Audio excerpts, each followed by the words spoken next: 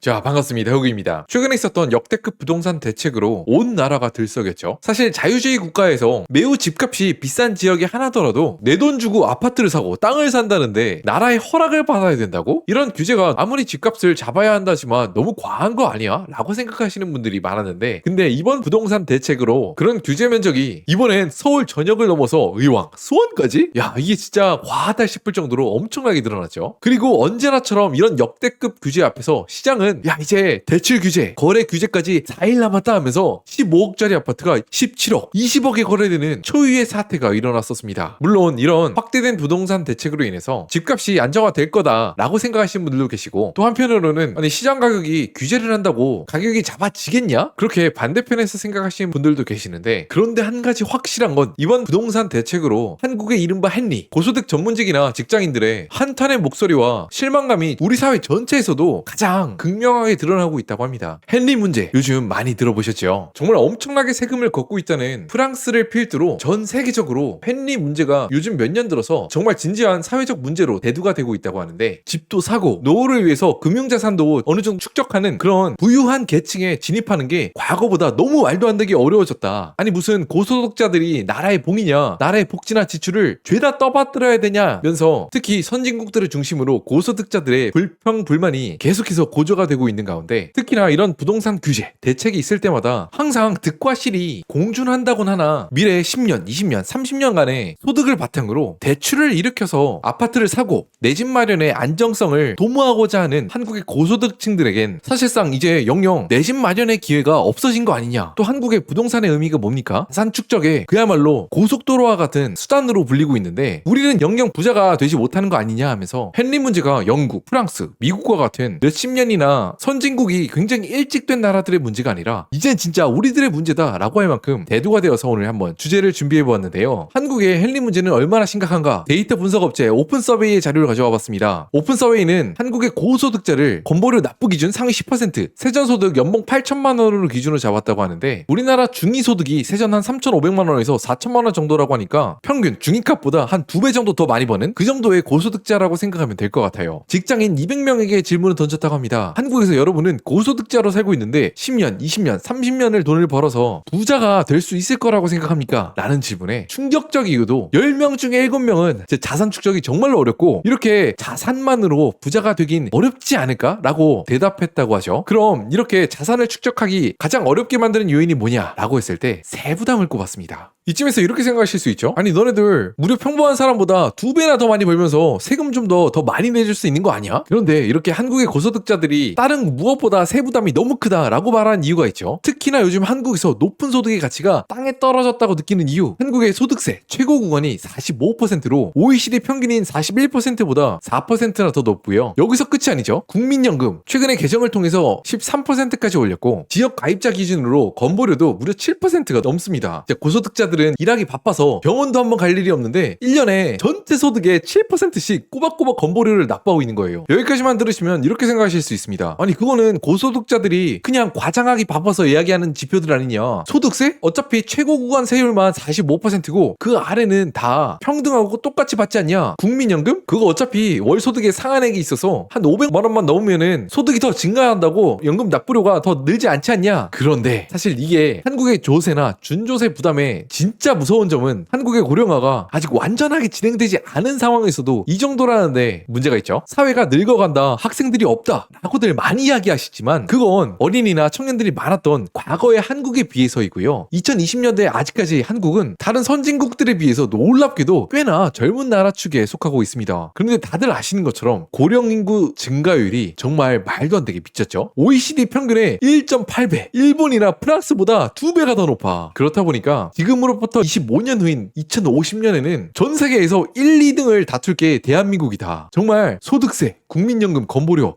얼마까지 오를까요? 거칠게 한번 계산을 해보면 우리보다 한 발 앞서갔던 일본이 후생연금료로 약 18%를 징수한다고 하는데, 이 정도 퍼센트로도 맨날 기금 부족하다, 고갈된다, 수급 연령을 높여야 된다 라고 신문 기사들에서 맨날 이야기를 하거든요. 우리나라도 못하면 못했지 이 정도는 가야 국민연금이 유지가 될 수 있다는 소리인데, 사실 건보료도 똑같죠. 이제 3년이 지나면 매년 수천억, 수조 원의 적자가 난다고 합니다. 한국 건강보험 세계에서 짱이에요. 야 진짜 미국 병원 갔다가 경락을 금치 못했답니다. 한국 최고! 이렇게 이야기했던 것들도 다 사실 어떻게 우리나라 시스템이 잘나서 라기보다는 우리나라에서 병원에 가는 사람보다는 병원 인프라에 돈을 써줄 수 있는 청년 또 중장년 세금 납부자들이 굉장히 많았기 때문에 이렇게 지탱이 될 수 있었던 것 같은데, 그래서 많은 분들이 우리 사회에서 굉장히 문제가 될 것이라고 이야기하는 것이 있습니다. 앞으로도 우리 사회에서 자산이 많은 사람과 소득이 많은 사람이 서로 우리 사회를 지탱하기 위한 세금을 너가 내, 야 너가 내, 왜 내가 내, 이렇게 싸우는 그런 세대 간의 갈등이나 또 사회 간의 갈등이 우리나라에서 가장 크게 사회적 문제가 될 것이라고 생각을 하는 것 같습니다. 과거에는 어디 뭐 정치 문제, 종교 문제로 사회에서 갈등이 빚어졌다면 앞으로는 우리 어린아이들의 교육 보조비 또 어르신들의 의료비는 소득세로 징수해야 될까 아니면 자산 보유세로 징수를 해야 될까, 이런 것들로 엄청나게 많이 싸우게 될 것이라는 이야기잖아요. 그럼 다시 가장 기본적인 문제로 들어가서 한국에서 가장 자기 일을 잘하고 또 근면 성실히 일해서 고소득의 직장에서 일을 하거나 자영업자에 종사하는 사람들이 왜 유독 한국에서는 자신의 인생을 즐기기보다는 이렇게 다른 선진국들보다도 이분들이 더 심하게 유독 박탈감을 느끼는 이유가 있다고 생각합니다. 사실 한국이 미국이나 프랑스, 일본, 영국과 같은 선진국들과 다른 점이 한 가지 있죠. 바로 다른 나라엔 정말 전례가 없는 사회 계층적인 초하드 리셋을 2번이나 겪었다는 겁니다. 먼저 일본의 식민 침략 시대에는 한국에 수백 년간 이어져 왔던 양반 제도나 기득권 계층을 절대로 인정해주지 않았죠. 그리고 그런 침략 시대가 끝난 지 불과 몇 년도 지나지 않아서 정말 가슴 아픈 같은 민족 간의 준세계 3차 대전급 전쟁이 있었습니다. 도시나 농촌이나 할 거 없이 국가 기반 산업들이 깨끗이 날아갔고 완전히 처절하게 가난한 제로에서 다시 시작을 해야 됐죠. 그런데 인생 세옹지마라고 대부분의 사람들이 이렇게 공평하게 제로에서 시작하다 보니까 내가 좀만 더 노력하면 부자가 되겠는데? 내가 좀만 더 노력하면 어디 좋은 집을 사겠는데? 라고 생각을 하게 되면서 공부도 열심히 하고 회사도 열심히 다니고 그렇게 사회 전체적으로 큰 동기부여와 활력이 돋으면서 소위 말하는 한강의 기적도 이루는데 큰 기여를 했다고 생각을 합니다. 그런데 이제는 시대가 정말 많이 바뀌는 느낌이죠. 예전에는 회사 들어가서 한 3년, 5년 정도를 모아서 대출을 꽉 껴서 서울 아파트를 사는 게 아주 이상한 일이 아니었다면 이제는 30년을 일해서 모아도 서울 아파트는커녕 경기도권 아파트권도 간당간당하게 사정 범위 안에 들어옵니다. 그런데 문제는 특히 고소득자 집단일수록 정확히 같은 일을 하는 사람들이 5년, 딱 10년만 일찍 사회에 진출했다는 이유로 사회 계층 이동의 마지막 사다리를 잡았기 때문에 한국의 부의 상징이라는 서울 안에 있는 아파트를 사고 그 산 아파트가 집값이 2배, 3배가 뛰고 그런 모습을 자신이 옆에서 똑똑히 지켜봤고 그런 자산 형성 계층에서 소외되고 박탈되었는데 오히려 우리나라가 굴러가야 할 인프라에 필요한 비용들은 또 고스란히 열심히 몸을 부셔가며 일하는 고소득자들의 몫이다. 이런 것들을 좀 받아들이기 어려워하는 것 같고요. 이런 모습을 아주 단적으로 숫자로 보여주는 지표가 있어서 가져와 봤는데 2010년대에서 2025년까지 통화량이 약 3.5배 정도가 증가했다고 하는데 똑같은 기간 15년 동안 서울의 아파트 평균 매매가가 약 3.5배가 증가하면서 굉장히 비슷한 증가의 모습을 보여주고 있죠. 왜 통화량 증가가 자산 증가로 이어지냐? 이제는 정말 많은 분들이 아시겠지만 돈에 굉장히 특이한 습성이 있습니다. 돈이란 게 마치 자석과도 같아서 돈이 굉장히 많은 사람들한텐 돈이 돈을 부른다. 그런 얘기 정말 많이 들어보셨죠? 돈이 많은 사람들한텐 투자를 하거나 사업을 할 때 은행들이 턱턱 빌려줍니다. 그런데 저 같은 청년 계층에 있는 돈이 없는 정말 많은 사람들한텐 오히려 돈이 없어서 훨씬 더 필요한 상황임에도 불구하고 은행들은 김호구 씨 지금 프리랜서시라고요? 저희 대출 못 나갑니다. 그런 식으로 자산가들 위주로 대출이 실행되고 돈이 흘러 들어가기 때문에 이에 반해서 우리들의 작지만 소중한 임금은 어땠죠? 한국의 중위임금 약 300만 원 선, 정말 임금이 많이 올랐을 때 딱 한 번 6%를 찍어보고 대부분은 서울 아파트 가격 증가량인 6.5%보다 한참 못 미치는 3%, 4%에 머무르고 있습니다. 그리고 매년 이렇게 누적된 2%의 차이가 10년, 20년이 누적돼서 엄청난 복리의 차이를 만들고 있죠. 엄청난 자산의 격차를 만들어서 우리가 많은 젊은 층 또 고소득층들이 야 저거 서울의 아파트가 저렇게 많은데 저렇게 비싼 거 맞냐? 그런 한탄을 하게 만들었죠. 자, 그래서 오늘 이야기를 정리하면 최근 미국이나 영국, 프랑스, 일본 등에서 불어오고 있는 자산을 형성하지 못하는 데서 오는 박탈감을 이야기했는데요. 게다가 한국이 최근 50년 동안 걸어온 역사적인 특수성과 전 세계에서도 가장 빠르게 고령화가 되고 있는 사회 모습 때문에 한국의 고소득자들이 한층 더 큰 박탈감을 느끼고 있다는 이야기를 했습니다. 여기까지는 사실 뉴스 기사나 신문 보도로 많이 나온 이야기지만 이런 주제에 대해서 흑우 제 개인의 생각을 한번 이야기해 보려고 하는데요. 몇 개월 전이었습니다. 대통령님께서 5급 공무원분들과 질의응답 시간을 가졌는데 이런 질문이 나왔다고 합니다. 우리 공무원분들 너무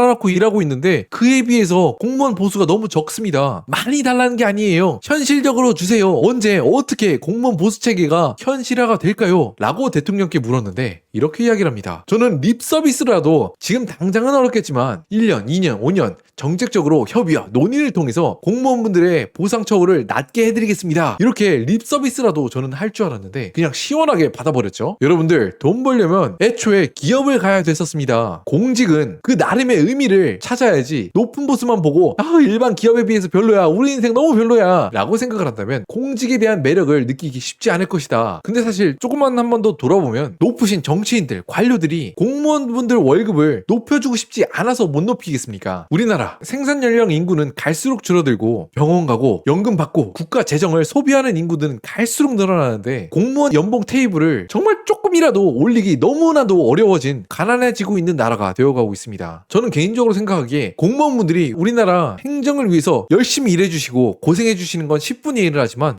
이분들에 대한 처우가 나아질 수 있을 것이라고는 정말 꿈에도 상상이 잘 안 돼요. 그냥 나라가 가난해지고 있으니까, 나라에 돈이 없으니까 절이 싫으면 중이 떠나야지, 안 그래요? 안 될 집에선 진짜 백날 천날 있어도 제대로 된 처우를 받기 어렵죠. 특히 돈을 주는 나라가 가난한데 공무원뿐만 아니라 공기업, 내수 위주로 장사를 했던 건설기업, 토목기업 이런 회사들에서 있는데 아주 갑자기 가만히 있는 내가 처우가 괜찮아지고 월급이 많아지고 이렇게 상상하기 좀 어렵습니다. 그나마 아직 한국의 경쟁력이 괜찮을 때 회사의 성장률이 3%, 5%, 7% 이렇게 어느 정도 찍히고 있는 그런 회사에, 그런 조직에 있어야지 내가 그 자리에서 평타만 따박따박 치고 있어도 내 보수가 올라가고 또 연타가 찼을 때 갈 수 있는 자리가 있고 그런 자리를 찾아가야지 그나마 전망이 괜찮을 것 같다는 생각이 좀 들고요. 또 한편으로는 한국의 젊은 근로자, 특히 고소득 근로자가 나의 상황이 어떤 상황인가 조금 객관적으로 냉정히 볼 필요가 있다고 생각을 합니다. 많은 분들이 생각하시기로는 내 핸드폰 토스에 찍혀있는 내 전재산이 내 순자산인 것 같지만 사실 젊은 또 고소득 근로자분들에겐 20년, 30년, 40년 동안 일할 근로소득 전체를 현재 가치로 따진 것 또한 우리의 자산이나 마찬가지죠. 그래서 저는 이렇게 표현하고 싶습니다. 한국의 젊은 또 고소득 근로자들은 재산 대부분을 초장기 원화채권을 보유한 것과 같다. 정말 원화채권하고 똑같아요. 매월 또 매년 따박따박 돈이 일정하고 거의 예상이 되는 금액이 들어오는데 그것도 또 원화로 들어오잖아요. 그런데 여기서 소름 돋는 점은 단점도 굉장히 똑같이 공유한다는 점입니다. 한국의 성장률이 내려갈 때마다, 원화 가치가 떨어질 때마다 현금 흐름들의 현재 가치는 어마어마한 가치 손실을 먹고 있는 게 채권이랑 우리의 근로소득과 똑같다. 특히 최근 5년, 6년 동안 한국이 기대보다 더 저조한 저성장을 하고 있잖아요. 또 원화 가치도 말해 뭐해, 거의 한 30% 박았죠. 그냥 우리 눈에는 똑같이 출퇴근하고 밥 먹고 만나는 사람 만나니까 느끼지 못하고 있지만 실제로 우리의 근로소득의 가치는 어쩌면 마이너스 30%, 마이너스 50% 평가 손실을 보고 있을지 모르겠다는 생각을 합니다. 그런데 이렇게 한국에 엄청나게 무겁게 베팅을 한 우리들이, 젊은 또 고소득 근로자들이 가장 많이 투자하는 자산, 한국의 부동산 또 주식이죠. 저는 개인적으로 꼭 이렇게 해야 되나 궁금합니다. 왜냐하면 한국의 부동산하고 주식들도 물론 출하는 주식도 있고 외국인을 대상으로 숙박업을 하시는 에어비앤비도 있곤 하겠지만 대부분은 한국 성장률과 굉장히 유사하게 간다. 너무나 당연한 말이잖아요.